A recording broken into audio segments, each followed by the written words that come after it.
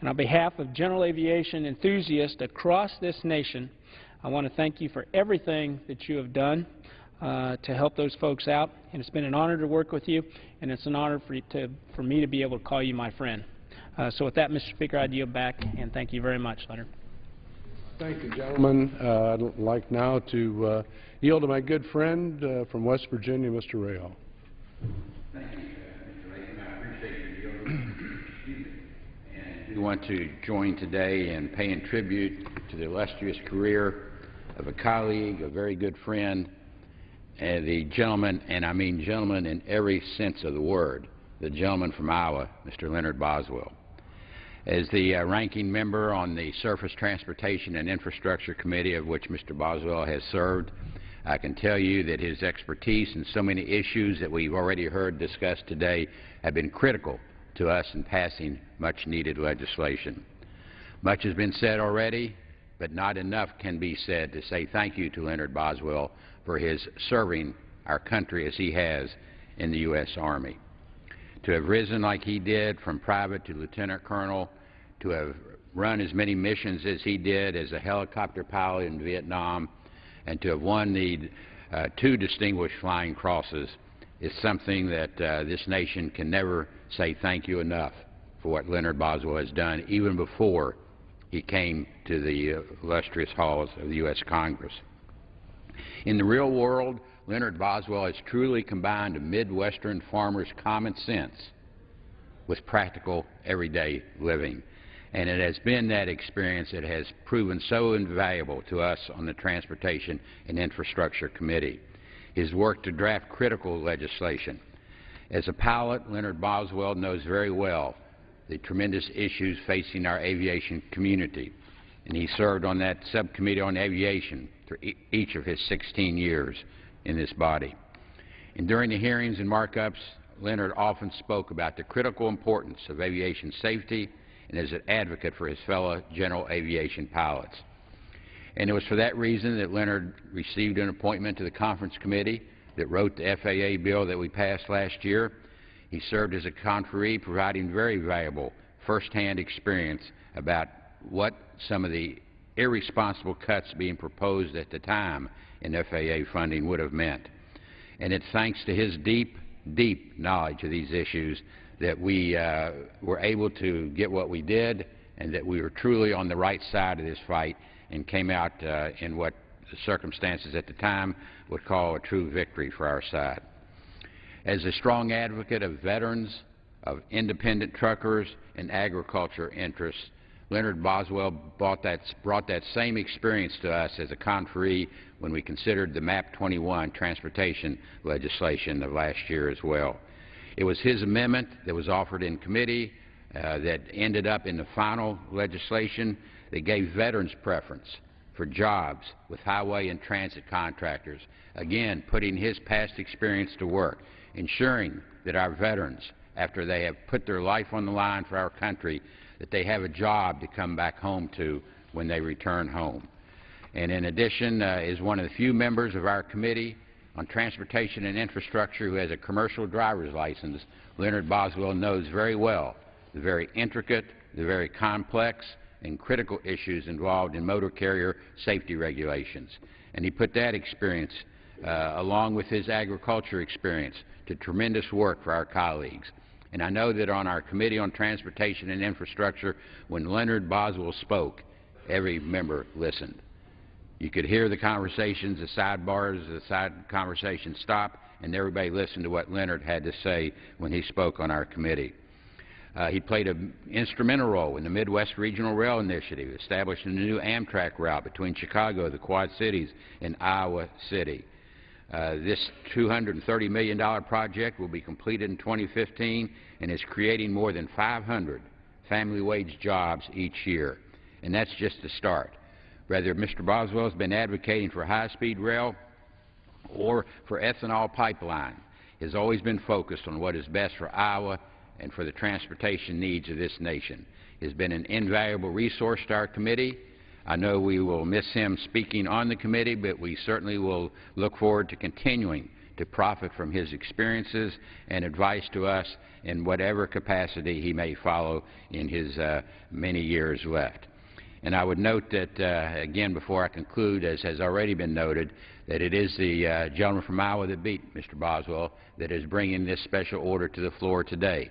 And I think that is worth special recognition as well, because it shows the greatness of both of these individuals, how they can fight a very hard battle, political battle, yet both remain true gentlemen. And I would even submit that in this day of critical fiscal cliff negotiations, that if Mr. Latham and Mr. Boswell were conducting negotiations, we'd be going home for Christmas by sundown today. Thank you. I yield back. I'd like to now recognize the gentleman from Wisconsin, Mr. Petrie. I thank my colleague from Iowa, and I actually want to echo the words of Nick Joe Rahal in commending both of you gentlemen, especially Tom, for organizing this special order. I think it says something about each of your character and your respect for the process and for this institution. We hear a lot about how the camaraderie or the goodwill has deteriorated in this body, but I think, at least so far as Iowa politics is concerned, and a lot of us from the Midwest, that's not the case. There's strong differences, but there's also strong respect and a recognition that we're working in something that's greater than all of us, and we're trying to do our best for the American people and for our country. I got to know Leonard Boswell and his wife Dottie. I don't know if you remember this, but I think it was in Hershey, Pennsylvania in 1979, a new freshman member of Congress. My wife and 8-year-old daughter and I went up to Hershey. They had a bipartisan conference there for a couple of days. It was kind of fun. We got to go on tours and had different sessions, broke us down into different groups, and I happened to be my wife in the same group with Leonard and Dottie, and we hit it off right away, feeling that here was someone who was not your typical idea of what a politician is, but someone who is in it for the right reasons and doing public service and is a decent person. Leonard is I think, a very, very low-key, very proud, and very tough person. And I was raised up with the idea that, that some people say you got to be a firebrand and you got to yell and holler and all of that. I was raised with the idea that it's the empty can that makes the most noise. And sometimes the most noise is not the way you get things done or you make a contribution. Leonard has always been a strong, steady, responsible, honorable, honest participant in the process, someone I've looked up to, served with him for many years on the Transportation and Infrastructure Committee. He's honored us in Wisconsin by coming up. His true love of aviation, and I think he got his fixed wing. He actually graduated first in his class back when he was taking both helicopter and fixed wing aviation back in the 50s. So he's been a good pilot of all sorts for a very long time, and a couple of Bronze Stars and a lot of the other awards that he has received well during his service in the military. There's a story behind each one of those, and an important one. And I know that a lot of people are very grateful for what you did during those 20 years in the military representing our country. He's led a natural leader, was selected by his friends and neighbors to be a leader in a co-op movement in Iowa, and then elected to the state senate and became president, I think, of the state senate. He's always shown, as I've had the opportunity to work with him, a real concern for his constituents and their problems, and personally has gone to bat to make sure that they're getting a fair deal and a hearing, and not just gone through through the motions. His knowledge of aviation has been a great resource for this Congress and for the Transportation Committee. And I don't normally participate in these sort of things, but I did want to come down here today to just say, Leonard, I respect you. You're the salt of the earth, the kind of person that I think we'd all like to be, and I'm sure your family's proud of you, and your neighbors are proud of you, and we thank you for your service to our country. I would like to now recognize the person who's the subject of all this, and my colleague, Congressman Leonard Boswell. Well, thank you, Mr. Speaker, and thank you, Congressman Latham. You know, this is the first day we've actually talked after election night when I called to say congratulations. And our little conversation we had a few moments ago before this started was kindly, and I think I appreciated you coming to me and saying what you did in this event that took place last November, and so I wish you well. And I appreciate the cordial treatment you've given me today. Some people suggest to me, well, you may not want to do this, you know, he was your opponent. And I said, well, no, we're from Iowa, we don't do things like that.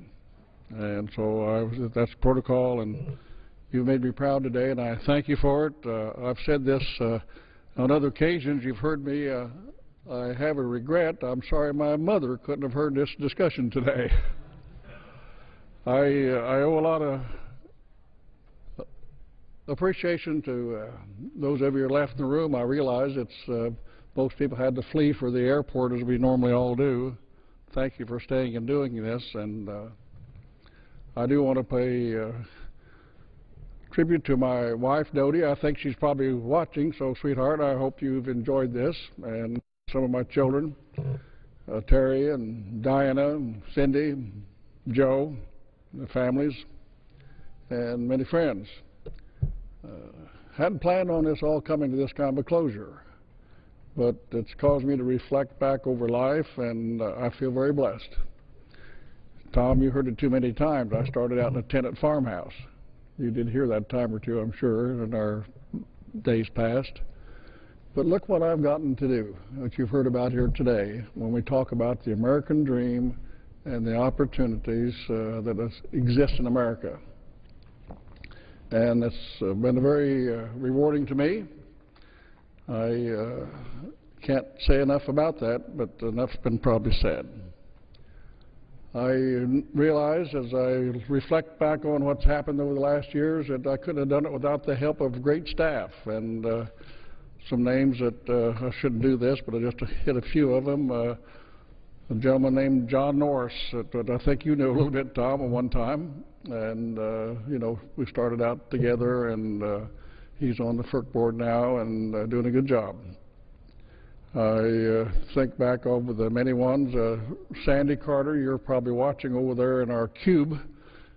Sandy, thank you for your service and your dedication to the people of Iowa in the 3rd District. And I could go on and on. Back in Iowa, there's Jay Byers, Sally Bowser, Grant Woodard, and all the rest. Frequently I would stand before a group and invite Ted Tran to come and stand with me as a surrogate son from Vung Tau, Vietnam. Was one of those refugees. And what he went through to get to become an American and have the American dream. Very special. So the list is long, and I will stop today. It's getting long for some of you, and I know you've got travels to do. But those of you in the room, Bruce, thank you for your attributes. And Jim, it's good to see you again. Jim Nussel, it's great to see you. And Tim, thank you for your remarks and the service we've had together. And Tom, I wish you continued success, and I know that you'll give your heart to what you believe in for our state. We both kind of come from the soil, really, and that's probably a good thing. So with that, I want to say a fond farewell. I will continue to respond to our constituents till we finally close this down, and if no sooner, at least by the 2nd of January, I believe it is, we change from 112 to 113. And I'll just say it's been my pleasure and my good fortune to live this much of my life in the United States of America and to serve our country, and it's the right thing to do. We got lots on our plate, but you know what? We can do this because that's who we are. We can, and I'm sure we will. Thank you, and God bless. Thank you very much. I yield back. Mr. Speaker, I just want to say thank you to Congressman Boswell. I wish him and Doty the very, very best in the future. And with that, Mr. Speaker, I yield back the balance of my time. Gentleman yields back. Under the Speaker's announced policy of January 5, 2011, the gentleman from Arizona, Mr. Gosar, is recognized for 19 minutes as the designee of the Majority Leader.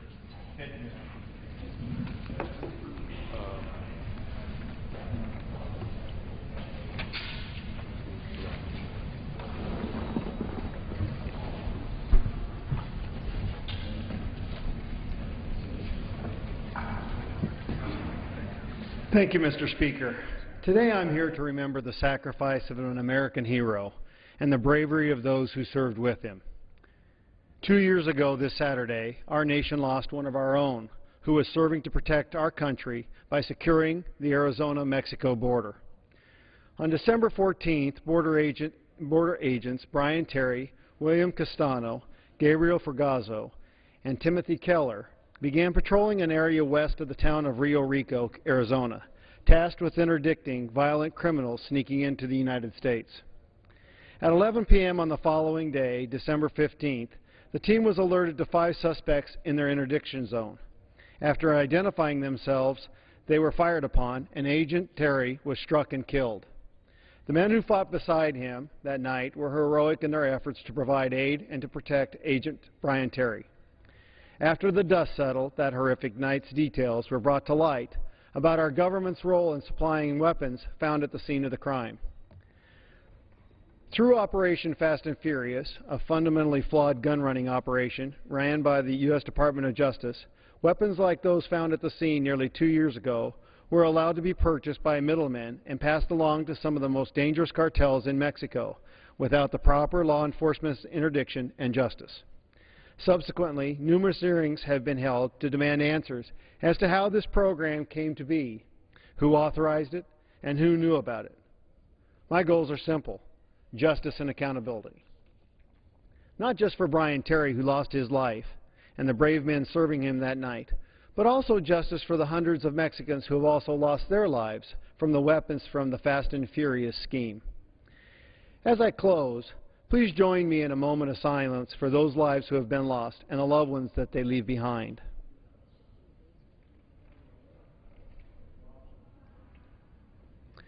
For my part, I will continue to demand answers for the Department of Justice.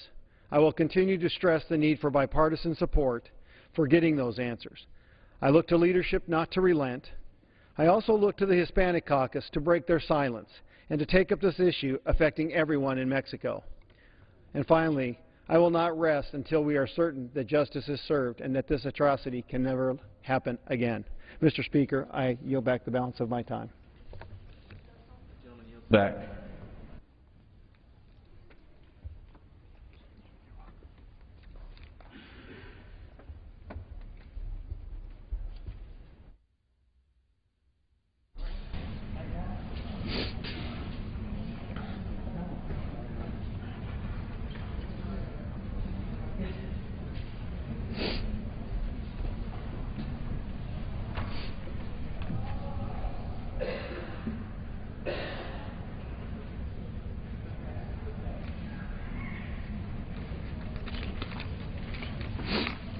Under the Speaker's announced policy of January 5, 2011, the gentlewoman from Illinois, Mrs. Schakowsky, is recognized for 60 minutes as the designee of the Minority Leader, correction.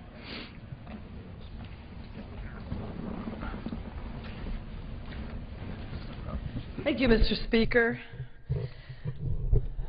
I am happy to be here representing the Progressive Caucus and talking about our fiscal situation now that I think a lot of people out there are worrying about, confused about, don't know how it's really going to affect them, wonder what the heck we're doing. Sometimes members of Congress who aren't part of the negotiations are wondering what's going on too. But what I want to talk about today are the things that are at stake for ordinary people in our country, the things that are on people's minds as we deal with these economic issues that face our country. I am Congresswoman Jan Schakowsky, and I represent a district, a very diverse district in Illinois, diverse in every way, economically, certainly by race and ethnicity, and I think in many ways a microcosm of the country. And I know that we're getting a lot of calls from our constituents. But the calls that I'm getting were reaffirmed by a poll that I saw on Tuesday in our National Journal Daily on page 6 that says, it says, poll, entitlement cuts feared most in cliff talks. And it goes like this: as President Obama and congressional leaders race to avert the fiscal cliff, Americans remain concerned that whatever budget deal they strike will cut too much from Medicare and Social Security, according to the poll. More of the Americans surveyed are worried about such cutbacks than seeing their tax bills rise, the latest United Technologies National Journal Congressional Connection poll has found. And I was looking at who was involved in the poll. In total, 35% of Americans are worried it'll cut too much from government programs like Medicare and Social Security. 27%, that's 8 points less, that it will raise taxes on people like you. 15% it won't meet its target for reducing the federal deficit and debt. 13% it will allow too much for too much federal spending. Only 13% were worried it will allow for too much federal spending in the next 2 years. But when I looked at, for example, women, 40% of women are most worried about those cuts in Social Security and Medicare and other government programs. 46% of people whose income is $30,000 or less, that's what they're really, really worried about. That's the thing they're worried about most. But so most Americans, that is their top concern. Not really so much that their taxes are going to go up, and not really so much about the deficit. They're worried about the cuts in the program that mean so much to their lives. So that's really what I wanted to talk about today. If any members are listening in their office and they want to come down and talk about the fiscal cliff, as it's called. Many of us don't see it as a cliff, more as a slope, that we actually have time to set the problem straight. That's what most economists are saying, that if we go a few weeks into January, it's not the worst thing, so that Americans shouldn't panic about this. But if you want to come down and talk about that, I am really happy to do that. And so I wanted to welcome one of my colleagues, Hank Johnson, here to the floor today to add his thoughts. And I know he had another something he wanted to talk about this afternoon, and I welcome you. Thanks for coming down, Congressman Johnson.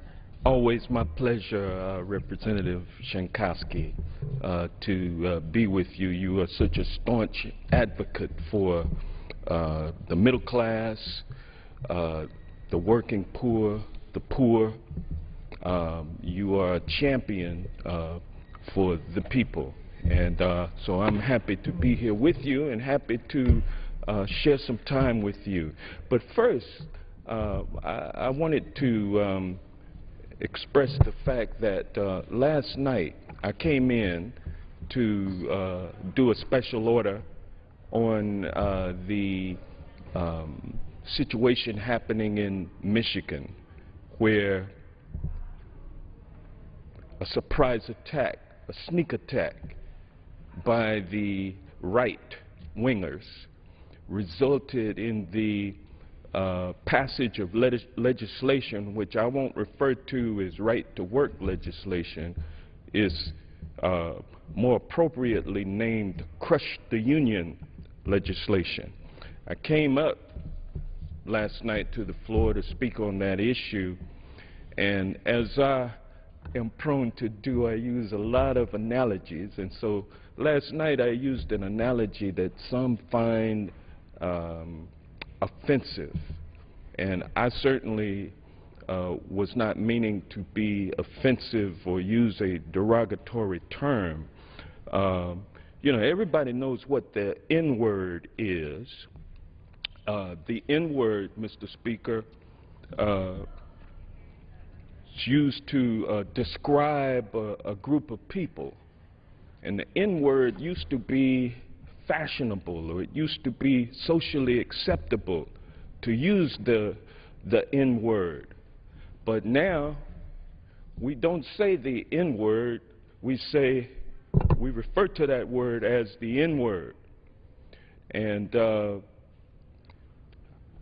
I had never heard of the M-word, Representative Shankowski, the M-word. It's a word also that describes a group of people, and it at one time has been commonly used as a descriptive term. It was at one time socially acceptable, but to my discovery, just within the last 12 hours or so, I have found that the use of the the use of the M word is no longer socially acceptable. Now, the M word refers to a group of people, the little people, but when we say little people, I'm not talking about the Leona Helmsley little people. I'm not talking about the 47%. I'm not talking about the takers instead of the makers, as some would describe them. I'm not talking about the middle class, working people, working poor people. That's not what is meant by the little people term. It really refers to a medical condition. Dwarfism is the name of that medical condition, and sometimes I guess one can even say abnormally small people, which to me is, I like that term better than dwarfism. So I wanted to say to all of those who may have been offended by my use of the term, the M word, I want you to know that it was out of ignorance and not spite or hatred that I used that term, and please know that I will never use that term again. I'll never use that term again. To make people understand that there are those who are deeply offended by it, and that we should all learn what to say so as not to offend people. Well, and that's correct. It's a learning moment for me and perhaps many others out there. But I'll tell you, if you want to find out more about little people or abnormally small people or unusually small people, there's a website, there's a group actually called the Little People of America, and their website is at lpaonline.org, And I went to that website this morning and looked through it, and I have been awakened to the sensitivities involved. And so anyone who I offended has my deepest apology. But the analogy that I used, even though it used the wrong wording, was a great analogy in my personal opinion. And it is understood when you put a big fish, a predatory fish, into a bowl with a small fish. That small fish has to learn how to get along with that big fish, or else they'll get eaten. And that is what the organization known as ALEC is all about, because it puts the legislators, individual legislators, in a group setting with the corporations, the big fish. And those legislators who are members of ALEC, the American Legislative Exchange Council, they get together and they do the work of the corporate big fish who are members of that organization.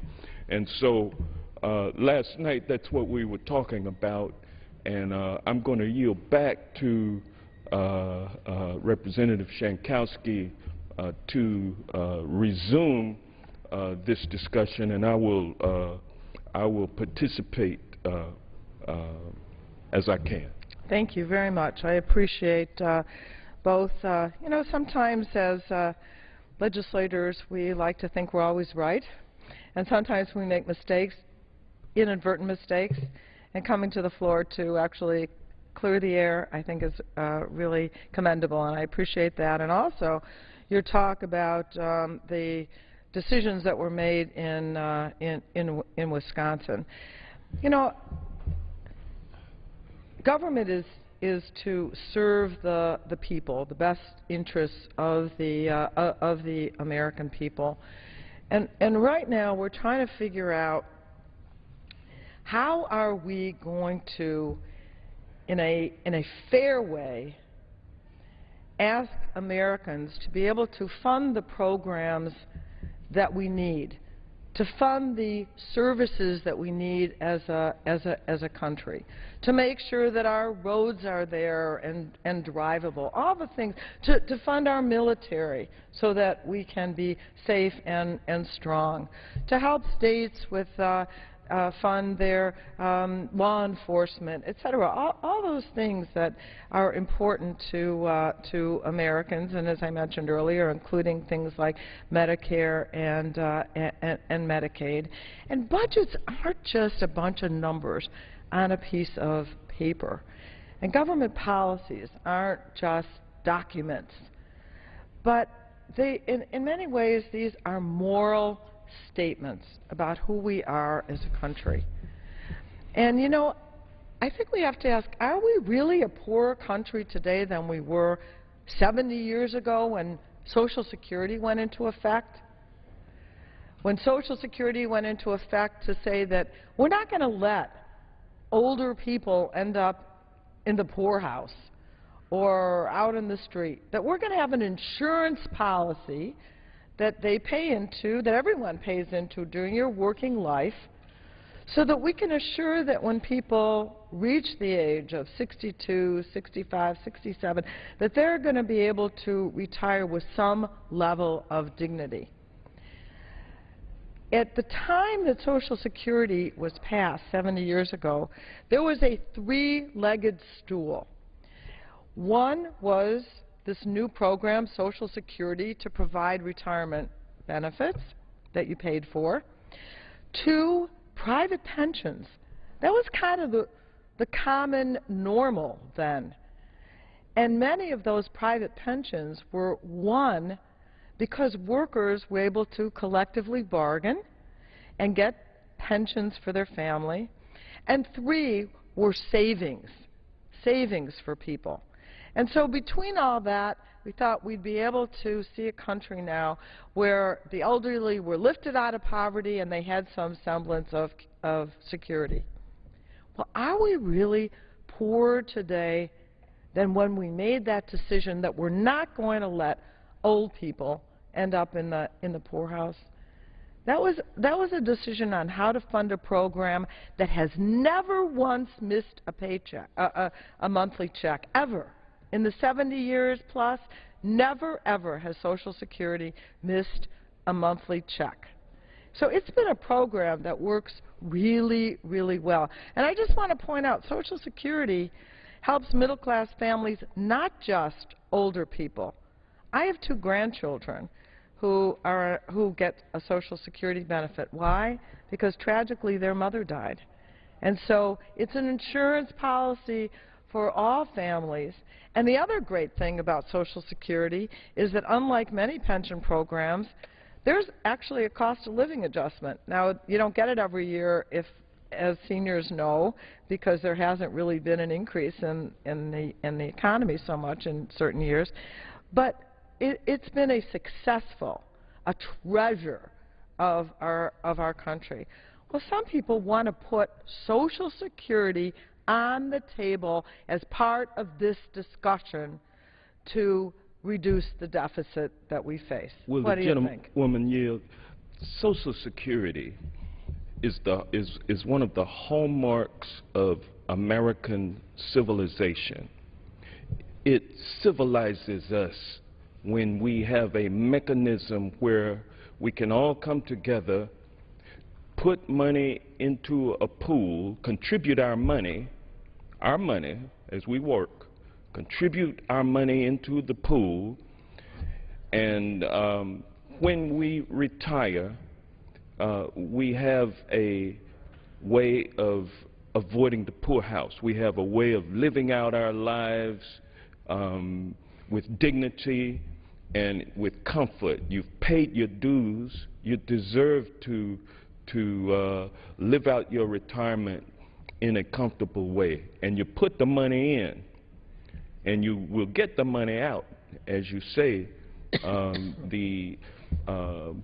we've never missed a payment and never will. And so it being a hallmark of our civilization, it's something that many other countries have yet to put in place for their people. They have yet to see the wisdom, as our past leaders have seen, that you lose and your society weakens in accordance with how you treat your elderly and how you treat your children and how you treat the disabled. They also are able to get Social Security benefits, so it helps people. It's our social safety net, and this is the kind of system that requires us to have a collective, it's a collective. It's a mechanism whereby the whole supports each other, the weakest of these, if you will. And so Social Security is not broke, nor is the federal government. The federal government is not broke.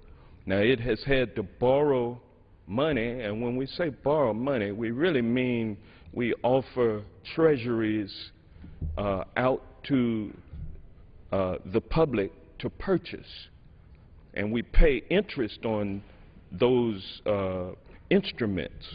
When an investor who feels good about how solid the American system is, they want to put money into it. They want to put money into it because they know that this is the safest place to invest money. They know that they'll be able to get their money out when they want to take it out. They know that they will get their money back with the interest that has been promised to them. That's the way Let me just say that right now we're paying a very low interest because people do have confidence in our American economy and in those Treasury notes, and that it is a good and a safe and a solid investment. And so people around the world have confidence in America. It's because of our civilization.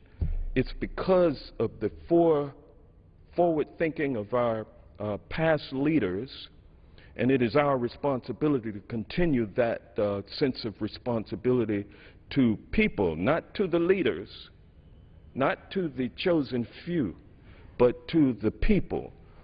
We, the people, established this government, and it's ironic that people have now been turned against government as an institution. They believe that government is the problem. They've been led to believe that government is the problem. Sometimes government does have problems or cause problems, but I can tell you that in the history of this country, the American government has been phenomenal. That's why we're the greatest country in the world. That's why we are the freest country in the world, and we are the most prosperous nation in the world. And so we are not broke. Our Social Security trust fund is not broke. It's not, it's solvent. And the bills that we have to pay, we will definitely pay as we always have. And it makes sense to borrow money now, by the way, if you can get it for 1 or 2%, and you can then use those funds to put people back to work in this economy, which is in need of a shot in the arm. Although I might point out that unemployment is down to 7.7%, first time since, what, 2007 or 2008. The economy, despite the vigor that has been put in trying to suppress it by politicians in this body, despite their efforts to keep the economy from moving forward so that they could elect a president that they wanted to elect. They wanted to make our current president look bad, and so they did everything they could to thwart action to make the economy better, but it has gotten better despite their efforts. And so, you know, I was really hoping that post-election we would see a change in the direction of my friends on the other side of the aisle in terms of being responsible about government and our responsibility to make sure that government works of, by, and for the people. I was hoping that we would see a difference, and we still have time. Yes, we do. Representative Shankowski, we still have time. It's not the end of the year. I myself, I'd like to be home for Christmas like everyone else, but my highest duty and responsibility is to be here and to move us away, or to help move us away, this nation, from this dangerous fiscal cliff that is coming up. It's actually here, and you know, there's a lot that we agree on in terms of avoiding that fiscal cliff, but it seems like the thing that's holding it up is the top 2%, just wanting to preserve the the expiring tax cuts for those top 2%, and they will do so at the expense of the 98% that we all agree we need to extend the tax cuts for. So I just don't understand why it's going to take so long for us to... Let's talk about that for a minute. It seems that what's holding up an agreement, as you said, is that there are those on the Republican side of the aisle who are willing to go to the mat to protect tax cuts for the very wealthiest Americans, people who make $250,000 and more. Now, of course, our proposal is to say that the first $250,000 of income for everyone, even if you make $500,000 a year, on the first $250,000, I think we all agree that we should extend those, that we will extend those tax cuts. It's for the people, it's for the dollars above $250,000 that some of our colleagues are saying, no, we're not going to ask those people even to pay a penny more than they were. And I don't, you know, and yet are saying the only way that we will consider that, the only way we'll consider taking a little bit more from the wealthiest is to go to the poorest. To enter that Social Security. The poorest adults are people who, I'm not talking about children, the poorest adults are people over 65 years of age and persons with disabilities. Their median income is $22,000 a year. Median income for older Americans, $22,000 a year. Really? Somehow this is a fair balance to ask the wealthiest Americans, top 2%, to pay a little bit more, but darn it, we're not going to do it unless we get those poorest people through their Social Security, through their Medicaid, through their Medicare, to pay a bit more. Doesn't seem right to me. Representative Schenkowski, I think it's wrong that we would ask people who have paid into the Social Security system throughout their lives, and now you're going to move the goalpost and put a couple of years more for eligibility on there. You're going to up the age of eligibility. Especially for Medicare, they're talking about and that. And they want to do that for Medicare as well. And they, you know, that Paul Ryan budget actually would decimate the Medicaid system. You just want to whack off a third of the federal funding and then turn it into a block grant program and tell the states to send all of it. I think it's something like $850 billion that would come out of the Medicaid fund. I know. And then the Medicare, they want to turn that into a voucher program, put a 1% cap, I think, on the rate, on the cost of living increase, 1%, and then give that in the form of a voucher to people so that they can go out and purchase insurance on the open market. Yeah, go to private insurance companies. Yeah. It seems to be a concerted attack on that social safety net that has made us such a great civilization. We take care of each other. It's an attack on that. It's in accordance with a philosophy of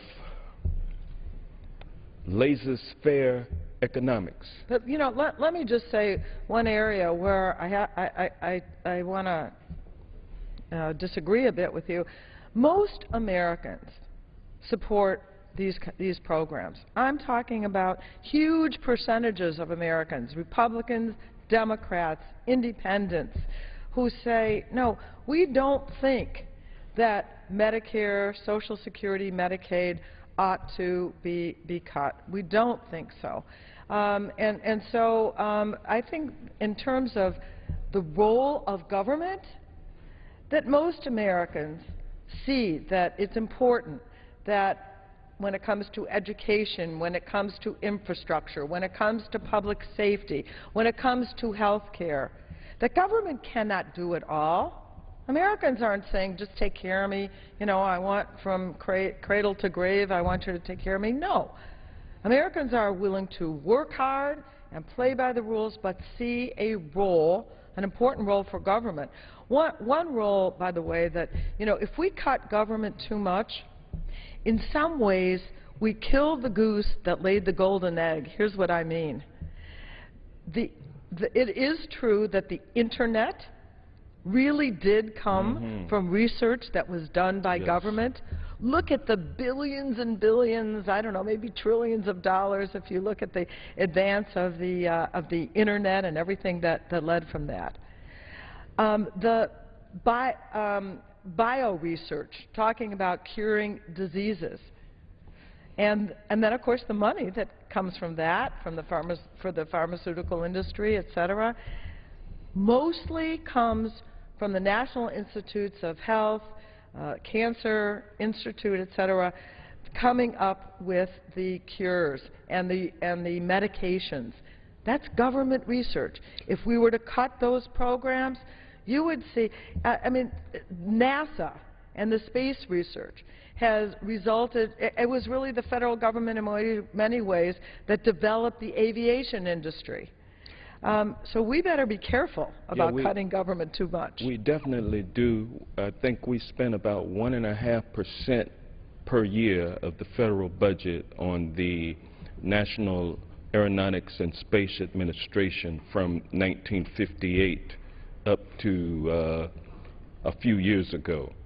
And can you imagine if the United States government had left it up to private industry to achieve what happened in 1970, which was we landed a spaceship with men inside and stepped foot on the moon.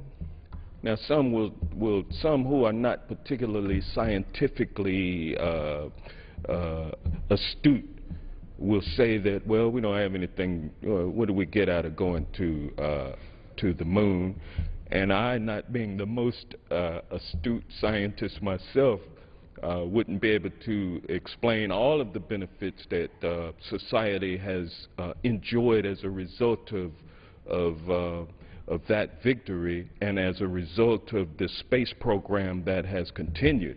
But I will tell you that at this point, after 50 years of investment, we've now entrusted the private sector to continue the exploration of outer space, and private industry is going to take us further than we have been. And so that is the role of government. It's a support structure. It's an investment in the lives of the people. Think about the potential in the energy industry if we just help to promote some of these clean, renewable energy technologies.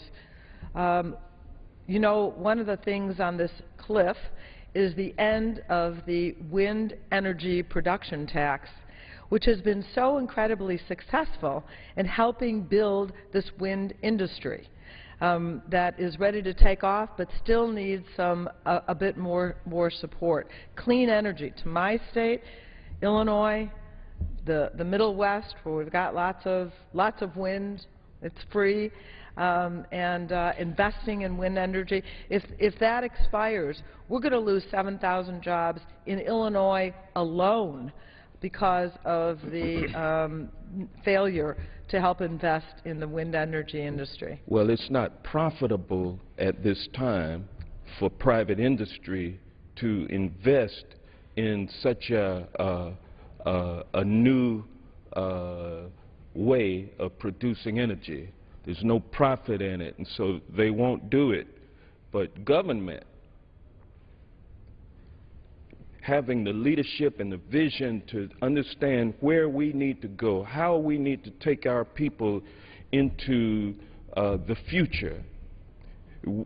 Our leadership, we, the public policy apparatus, the government, we the people, the government being of us, we have a responsibility not just to to enhance short-term profits.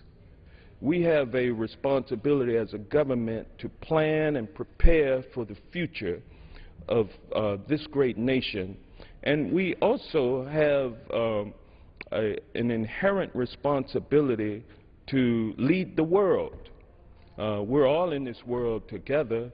We all are going to breathe the same air. We're all going to drink from the same pool of water that exists on this planet.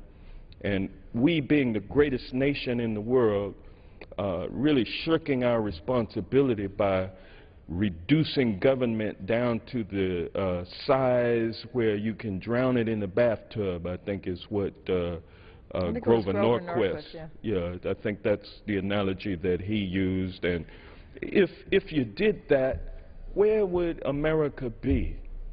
Who would be, how would we have built the interstate highway system? That was Eisenhower, wasn't it? Yes. Republican, by the way. 1958, I believe it was, decided that this country needed an interstate highway system. Where would we be if we had not committed the dollars to get that done? When we did that, it was an investment in the future prosperity of this nation to link cities, towns, and states with a mode of transportation. They did that in the 1800s with the railroad system. Another situation where the federal government supplied the seed money and gave away the land to help it become a profitable industry. And along rail lines, around highways, of course, that's the engine of commerce that keeps not only our wheels turning, but the stores, the business, I mean, everything going. People are working. Without an infrastructure. That's what it's all about. Government is the entity that primes the economic pump through which prosperity then flows. And so we're now at a point, though, where are we going to turn everything over to the big businesses, and are we going to reduce the ability of people to be able to come together in a workplace and bargain collectively? Are we going to take steps to eliminate people from voting so that those who are the chosen ones can elect the people of their choice, and all of the rest of the people are just supposed to expect to be treated benevolently by those who are seeking to exploit the capital, the human capital, and make as much money as they can? At whose expense is that? You were talking about how government helps to prime the pump. And so government spends money and it spins out and often becomes commercialized. You know, one of the things, there are three ways that we can really deal with our economy right now to make it stronger. We can raise revenue, that's raising taxes.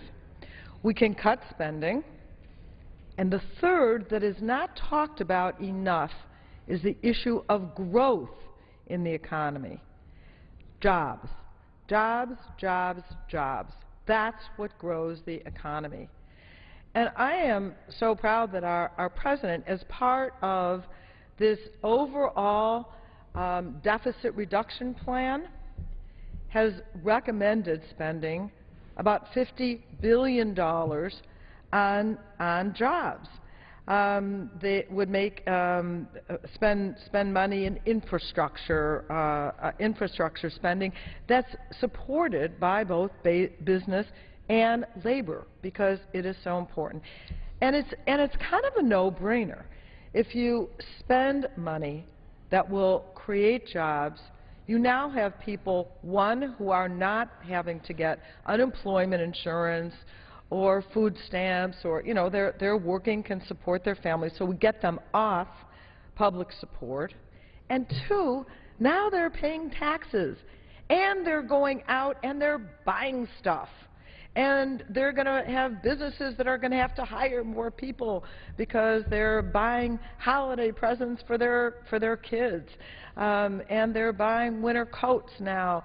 And so the economy, through growth, that, I think, is an underrated portion when we talk about how do we save our economy. That's why I've been circulating a letter among our colleagues, Representative Johnson, saying that we ought to encourage investment, that we ought to encourage spending on jobs in this deficit reduction, this economic growth package. We have to stimulate